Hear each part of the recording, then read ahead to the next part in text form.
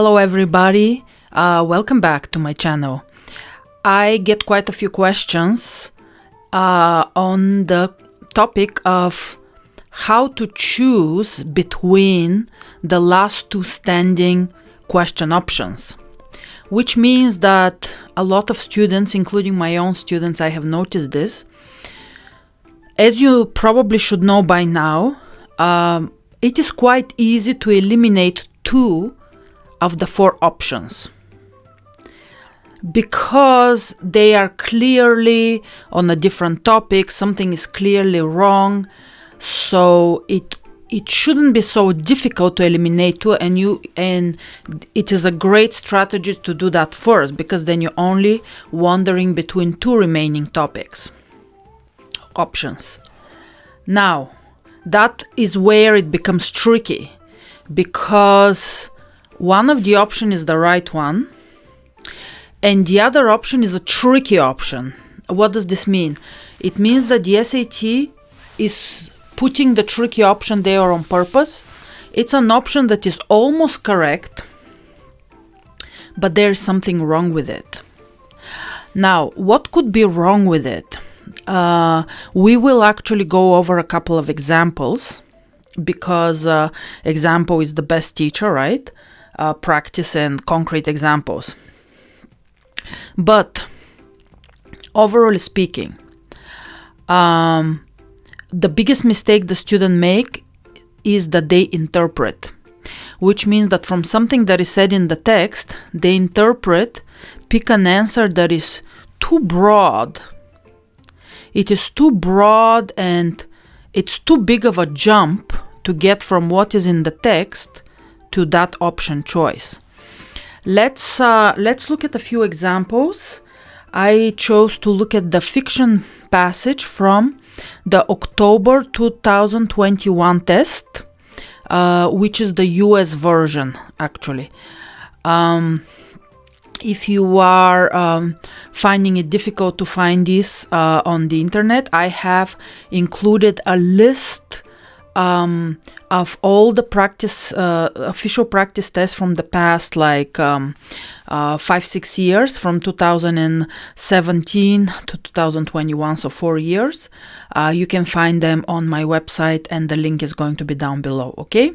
So without further ado, let's go to the October 2021 US test, which is the test that was just given a month ago. Right now is November 2021. Okay.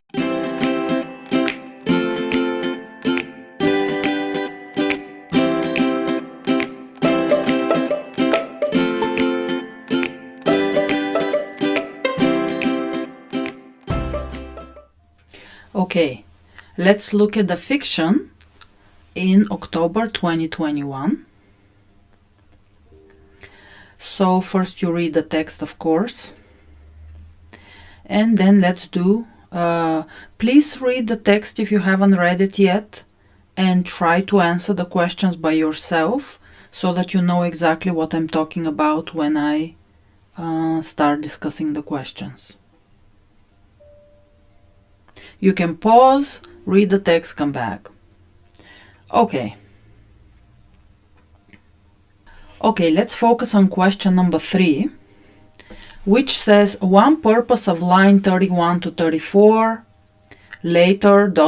hospital is to. So the first thing you have to do, don't read the options, go immediately to line 31 to 34 and decide by yourself what they are saying. So we have later. So the paragraph is, let me read it very quick. All the way to town they passed trees, skinny brown, snow wetted the fingers. Overnight there would be a freeze. Later, so this is the paragraph. Later, this was the feature that pleased Ify the most when she stared out of the window at night while Job was away at the hospital. So first of all, we are with the two characters in the car as they are watching the snow, and as you have read from here, Ify has just come to Nebraska from Nigeria. This is the first time she's seeing snow and so on. And so as we are with them in the car, as they're traveling to meet their friends Emeka and Gladys, we have the author is giving us a glimpse of the future, right? Because it says later, this was the feature, just like looking at this landscape, was the feature that pleased Ify the most. So we as readers get a glance of what her life will be in the next months as she's living her life with Job. And he goes to the hospital and so on. So you can clearly, let's see, which ones can we clearly eliminate? Now, there is a certain appreciation. It is the paragraph is about nature. It is not contrasting Ify's past with her present situation, because the paragraph is about the future, right?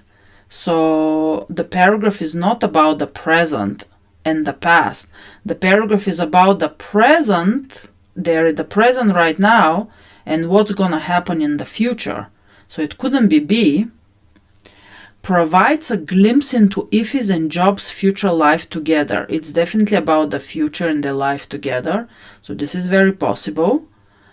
Hint at Ify's growing uneasiness about her husband. There is no uneasiness being described. It's like this is what pleased her the most while Job was away at the hospital. So this is just a fact. He goes to a job and she stares at the landscape. So there's nothing about an uneasiness. So we have to eliminate D. So we are left at A and C. Now remember, there is only one answer that is 100% correct, right? Sorry, I can't really write very well in this. But there's only one answer that is 100% correct.